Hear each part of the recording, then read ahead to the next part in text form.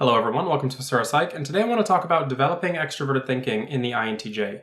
Now, INTJs have secondary or auxiliary extroverted thinking, so it's going to be one of the functions that's higher in their function stack and more preferred.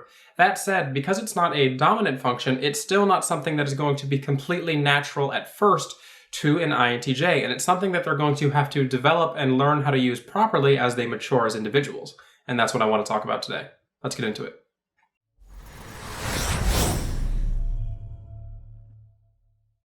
Most INTJs in their youth are still going to be at a place where they're trying to get familiar with introverted intuition, let alone extroverted thinking. So extroverted thinking is going to be a function that's going to come to them a little bit later in their life, because most individuals are going to display strong traits of their dominant function up until their usually early teenage years. So at about 13 or 14 is when we typically see people start to express their secondary function as it becomes part of the conscious part of the psyche. So the interesting thing about this, in my opinion, is that INTJs often face a unique struggle where they tend to be underperformers very early in life because their extroverted judging function, extroverted thinking, hasn't been developed in a meaningful way. So they're going to be lost in a state of introverted intuition. They're going to be lost in their mind a lot. They're going to be daydreamers. They're going to be the kids who play by themselves often and aren't going to be the ones who are usually going to be striving to achieve anything. But this is something that you're going to see drastically change when an INTJ begins to develop their extroverted thinking at around their teenage years. So from my experience, INTJs, once they hit their teenage years, they really tend to go full force into their extroverted thinking. And I think that this can come off to others as almost appearing like a unhealthy ENTJ, because types who are just beginning to learn how to use that secondary function, it's just becoming part of the conscious psyche, they're going to overuse it and they're going to use it in a way that's not healthy and balanced with other individuals. You're often going to find INTJs in their teenage years as very critical of others. They're going to be openly expressing their judgments towards situations and things that they don't like. They're going to be very willing to just kind of say what's on their mind. And this is going to go against their natural preference for introverted intuition. It's going to go against their preference for perceiving things first. So it's important for INTJs to kind of learn how to balance these things as they age.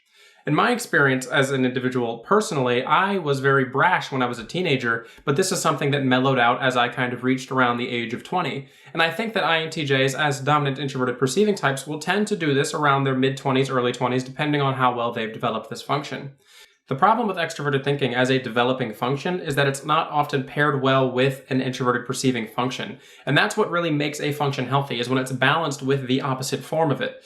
So when extroverted thinking is paired with the introverted perceiving function, such as introverted intuition or introverted sensing, the INTJ is going to be able to perceive what they need about the information and then use their extroverted thinking to kind of sort and categorize it and give back that information in a meaningful way.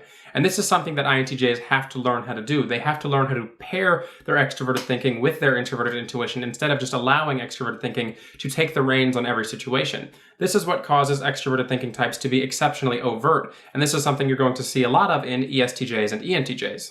This concept can essentially be boiled down to the idea that extroverted thinking, when it's not balanced alongside an introverted perceiving function, is going to over-present itself as a singular function. And this can be said of all the functions. When you don't balance your function alongside something else at least a little bit, that one function is going to take over.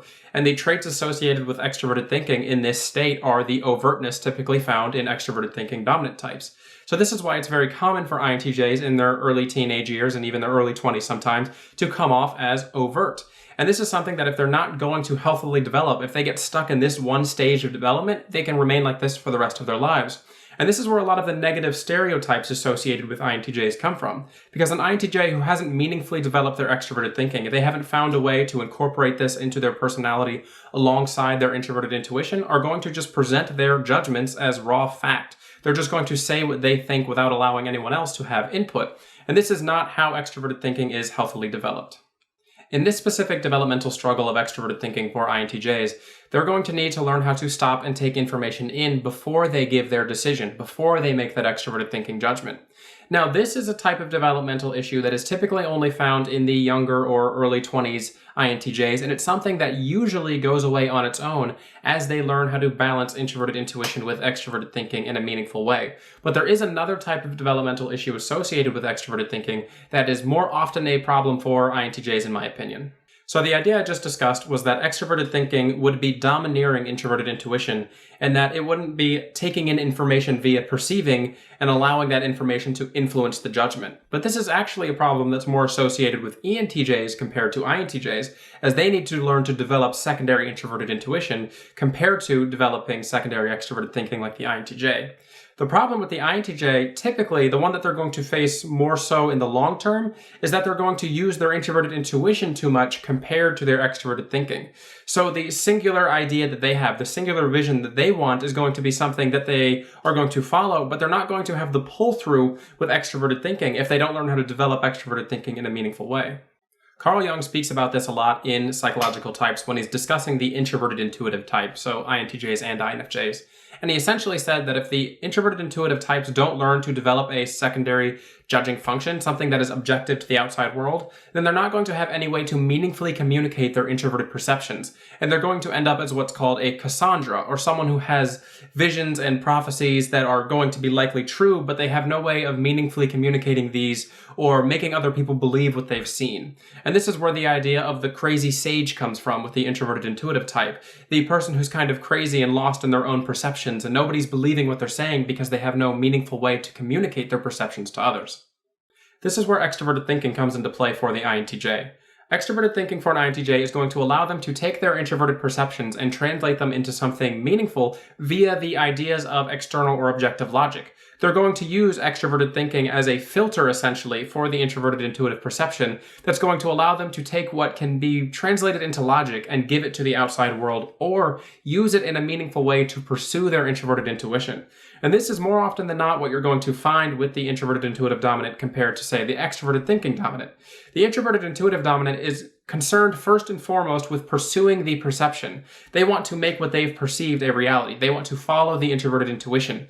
And they're going to do this via the means of extroverted thinking. So extroverted thinking is like a tool to them. It's the thing that they're using to achieve their goal. And if they don't learn to healthily develop this tool, then they're not going to be able to meaningfully follow their dreams, essentially.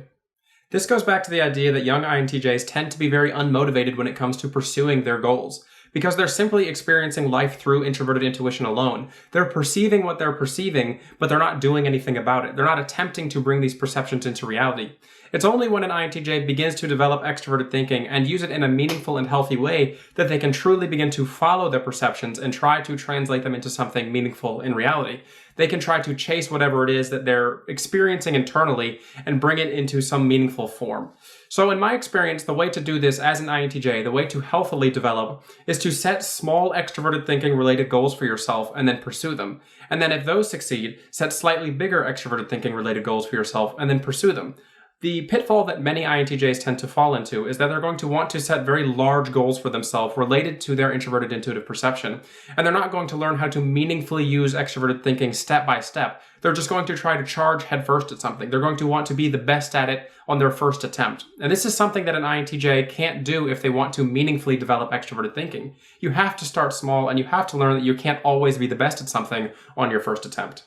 The problem with being an introverted intuitive dominant type is that INTJs often want to skip the steps that are necessary to come to achieving their goals. They want to be the best at something on their first attempt. They want to achieve the perception without going through the process of achieving it. And this is going to differ from, say, an ENTJ who often likes the process of climbing through a hierarchy, achieving things, comparing themselves to others. You're more often going to find that the INTJ doesn't care about these things as much, and they simply want to reach whatever point they've set for themselves, whatever goal that they have in mind. The process of comparing themselves to others is secondary. The process of using extroverted thinking in this way that causes them to want to actively climb something is secondary compared to achieving that dominant goal that is the first thing on their mind. There's another way to develop extroverted thinking that's a bit counterintuitive to what I've been previously saying, and that's for an INTJ to find a truly meaningful introverted intuitive goal or perception that's truly important to them. Because if the INTJ finds out what's really important to them in life, the extroverted thinking is going to come forth from the psyche in a way that's going to allow them to really push and strive for their goal step by step, piece by piece. The The INTJ is going to really want this one thing, and this is what really separates a younger INTJ compared to an older and more mature one, is once the introverted intuitive type finds and latches on to their perception, they tend to be all in on it. They want to achieve it no matter what, and they're going to try over and over and over again in achieving this goal. And if they fail, they like to be the ones who are going to step up and try again. You're not likely going to see an INTJ give up if they're truly chasing something that's important to them. And it's through sheer force of will and attempt after attempt that we can see extroverted thinking begin to develop. Now, this can also develop in an unhealthy way, because if you go at things from this approach where you just hammer on it until it's done, this can be really unhealthy when it comes to things like relationships and your working ability with others, because you're going to just push people over and command them with extroverted thinking, as we talked about a little bit earlier in the video. To kind of summarize all of the concepts and ideas in this video, the real idea behind developing extroverted thinking in the INTJ is that, one, you need to balance it out with your introverted perceiving function.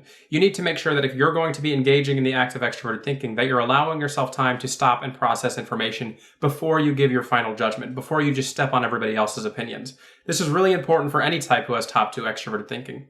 The other thing that's important for INTJs, as we previously mentioned, is that they need to make sure that they're actually going to be using their extroverted thinking alongside their introverted intuition. If an INTJ is only in a state of introverted intuition, if they're only perceiving internally and not doing anything to chase these perceptions, they're never going to be able to bring their goals to life. They're never going to be able to achieve what they want to achieve.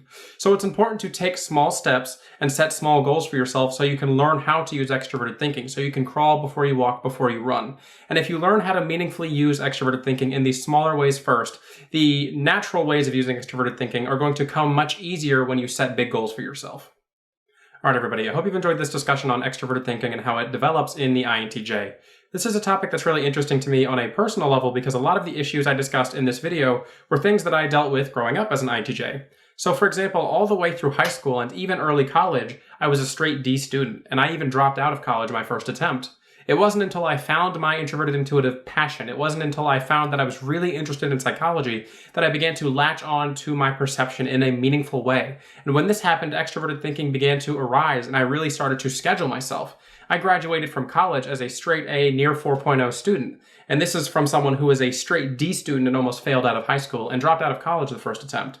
It's really interesting to me to see how the IJ types can really develop once they really begin to use this extroverted judging function alongside their introverted perceiving one. Let me know down in the comment section below what you thought of this video and discussion, and feel free to share any advice you might have for INTJs who are developing their extroverted thinking.